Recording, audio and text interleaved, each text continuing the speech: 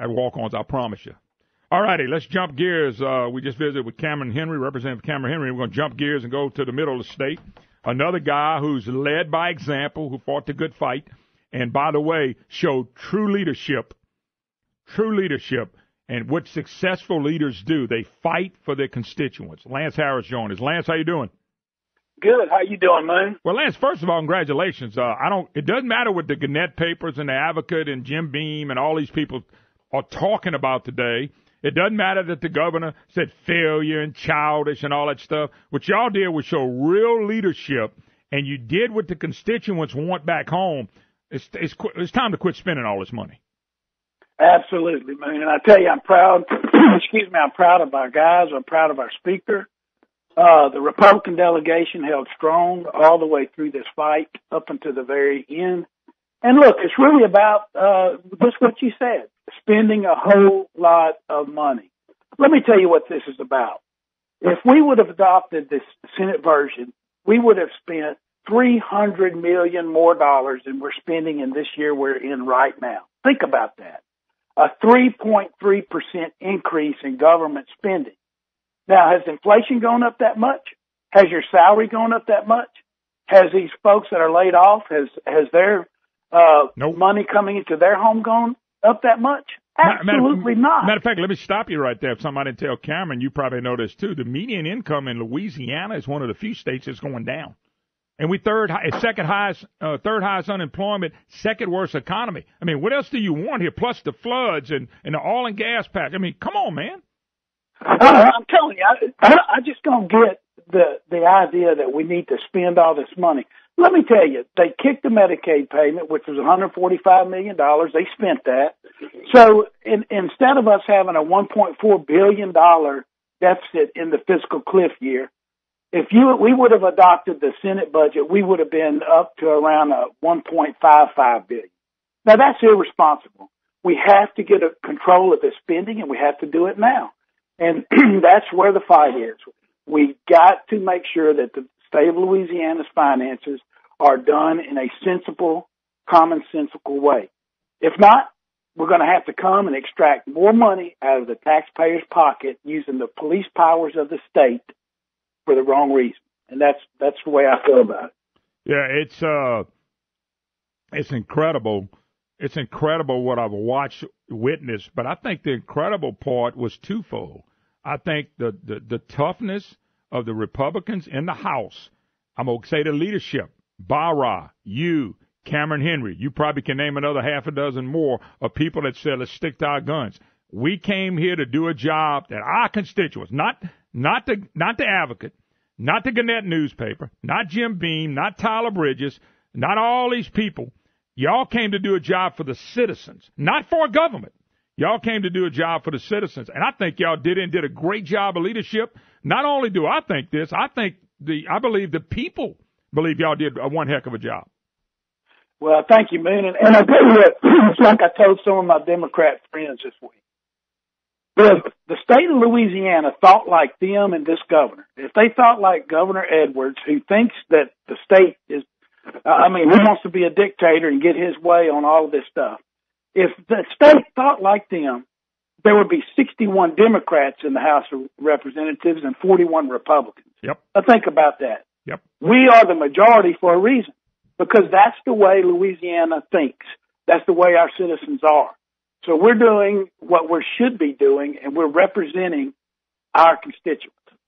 Yeah, no doubt about it. Representative Lance Harris, one of the real leaders in the House. I know you people keep saying the House failed, the House leadership failed, they failed. Y'all didn't fail. By the way, talk a little bit about this too, Lance.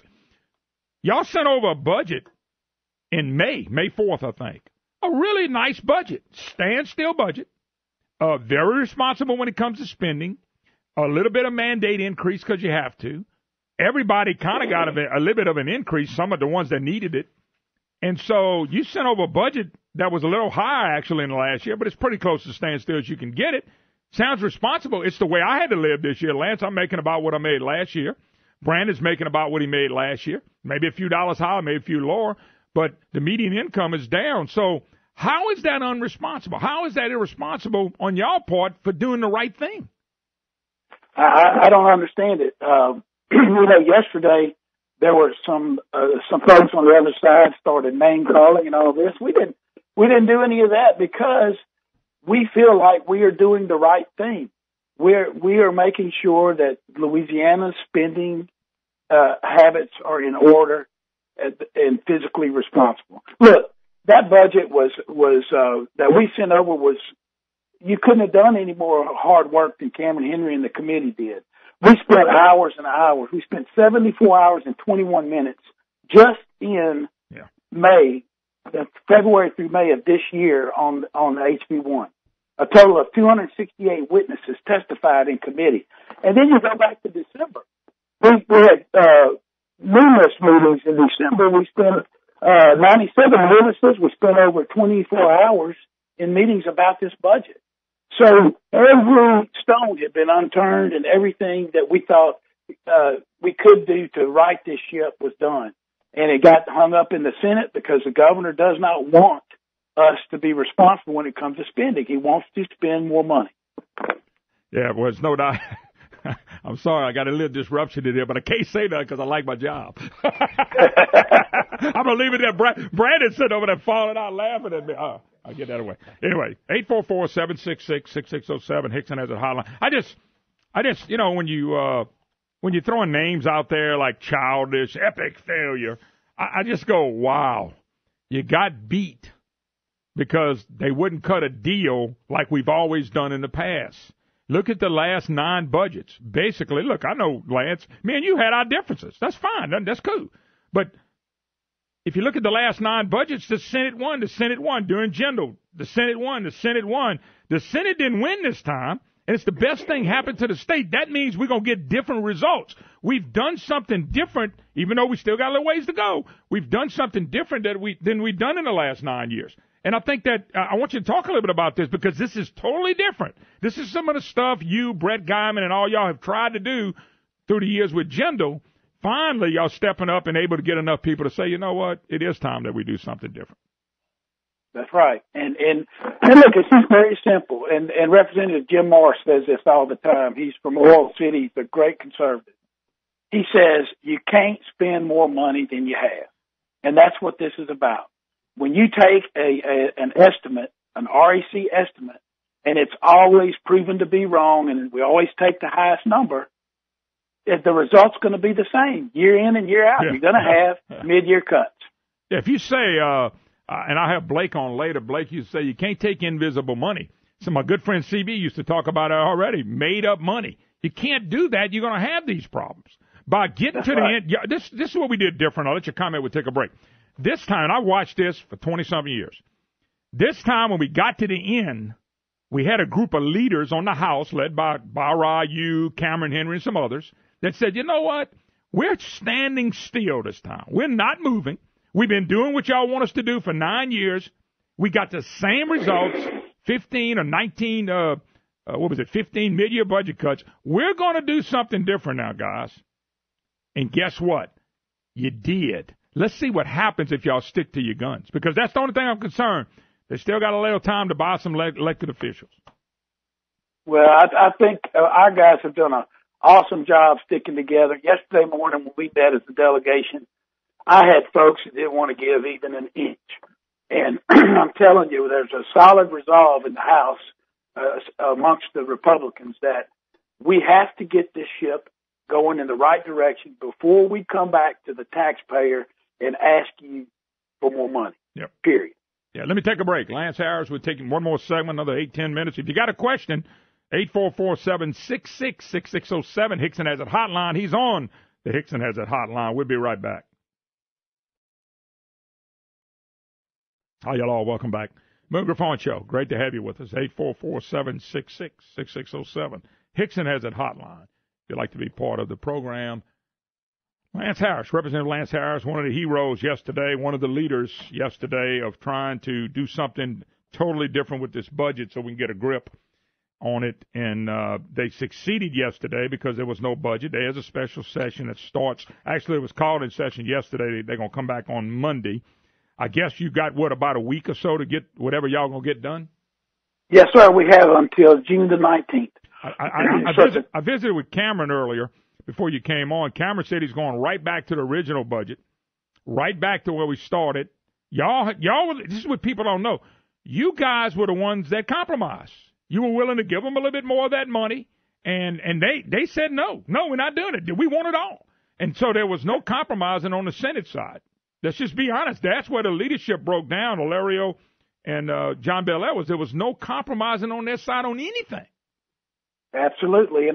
The thing that is incredible to me is that we're going to be doing the same exercise. What result do they want now? Because we are starting with, if Cameron said that this morning, that's great. We talked about that last night. We're starting with that budget. And it's all about quit doing the spending of the money that we do not have. I don't see why the state of Louisiana cannot spend the exact same amount of money this year, in the upcoming year, that we're spending this year. Mm-hmm. I just. By the way, I'm doing that in my house right now. Exactly. They want to spend $300 million more dollars. Now look at that over the years. If we keep going $300 million a year up, we're going to be out of sight before long, and we're going to have to raise taxes by billions of dollars to pay for that. Oh, no doubt. So we've got to get a handle on this spending. But we got to remember, we raised, and I told this to Cameron, I'm going to tell you, and I can send the information to you. We raised $1.5 billion last year. If you look at all, I think it's more than that, but let's just use that number. If you look at all 50 states, only raised $2.3 billion state tax dollars. We raised $1.5 billion of the $2.3 billion. 65% of taxes that were raised in the state of Louisiana. Yeah. I want you to think about that. We've already done that. Now, that's going to be the big question. Is what we're going to do about that. Let me take one call from a constituent of yours. Jack in Alexandria, question or comment for Mr. Harris. Hey, Moon. Lance, my name is Jack Jackson, and I'm one of your constituents, and I live below LSUA. And I want to tell you, everybody that I know, my wife's a school teacher, and I'm in the medical field, everybody I know is talking about your stance and how much we appreciate it, and keep it up, okay?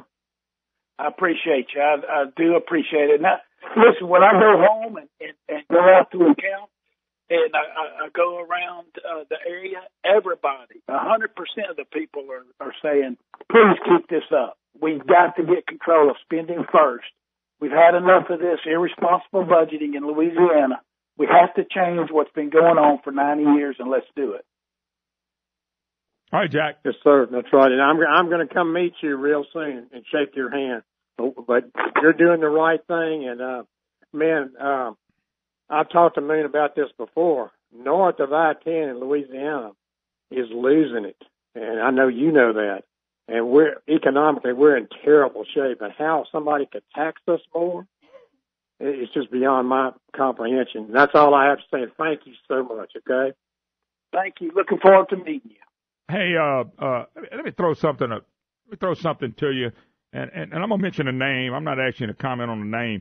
What do you do? You have about a week or so, and there were some Republicans that voted against y'all. Julie Stokes was one of them. Her comment, I'm disgusted. They're talking about the meltdown, the House meltdown. Y'all did not have a meltdown. That's what I want you to really address. But she said, I'm disgusted about the meltdown, and she goes, grow up and start working on solving the people's problems. Just can you comment on the what meltdown? There wasn't a meltdown. I thought there was some trickery by the Senate and Butch Spears, but there wasn't a meltdown. Can you talk about that? Because I'm worried about some of these Republicans like this that really you got most of them together, and that's all you can hope for, but all of them ought to be together. But can you talk a little bit about that? Because there was no meltdown at all. Absolutely not. In fact, we had a delegation meeting yesterday morning. I think there were only 4 absentees. Actually, at one time, everybody was in there. So we had 61 members in there talking about these issues and talking about sticking together to the bitter end. And I was proud of my folks. I mean, there was no meltdown. It was a well-oiled machine, for lack of a better word. We did what we needed to do. We stayed on task. We stayed on message. and we're going to change the way Louisiana budgets its money. It's going to happen. We've got to stay forceful to push it. Yep. But I believe we're making positive changes, and that's what I went down there for. And quite frankly, Moon, I'm not doing this for re-election or anything else. I don't care. I am doing this because we have to stop this. This has been going on for 56 years of my life. Yep. And it's time to change it. Yeah, me and you the same age, so we've been watching it. By the way, before we take another call, because I got some people in your area, real quick, because I don't have a lot of time. You got to ask your question, move on. I just got Rusty Monroe said, I have to say for the first time in many, many years, I'm very proud of Republicans holding firm. I would encourage them to continue to hold firm against the efforts to continue spending our state into bankruptcy and oblivion. Please keep up the good work. That's what I've been getting. I don't care what the newspapers say. The people really like what went on this week. And that's why I'm encouraging y'all, because I think y'all need to be encouraged. You need to be encouraged to do what's right. Lance, and like I said, me and you hadn't agreed on 100% of everything. And probably not. I mean, that's the way that life is. Yeah. But when there's something this important, man, it's good to have support, I tell you.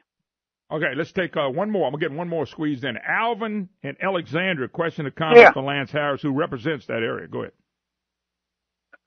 Yes, I was just wondering about that extra tax I put on the phone bills, and also that lady, these two representatives, two lady representatives on that one tax, and then there's another one putting wants to take money away from the flood victims to dig a ditch in her area. Okay, let him answer.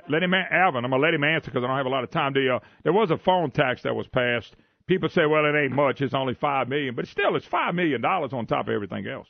It is. And what that was, it was a replacement because everybody's going to cell phones. Okay. It replaced the money coming off the landline phone. Okay, so if you're a landline phone, you're going to get a deduction. If you don't have one, you're just going to be paying extra tax. Yeah, when you get rid of your landlines, because no one has a landline phone anymore. So that was moving that particular thing to the cell phones. And on the ditch that he's talking about, that did not get through. Okay. That was a discussion about federal money. And that's something that the locals are trying to work out. They have the huge flooding problem there in Baton Rouge. Mm-hmm. But no, going back to the cell phone tax real quick. So you're replacing landline. You're replacing it. So it's not going to be on a landline, correct? Well, the landline does have the tax, but everyone's getting rid of it. So the money the deaf program needed has gone down by $5 or $6 million over the last few years. So in other words, this is replacing that. This is right. If I looked at the fiscal revenue, the fiscal note on this, what does it show?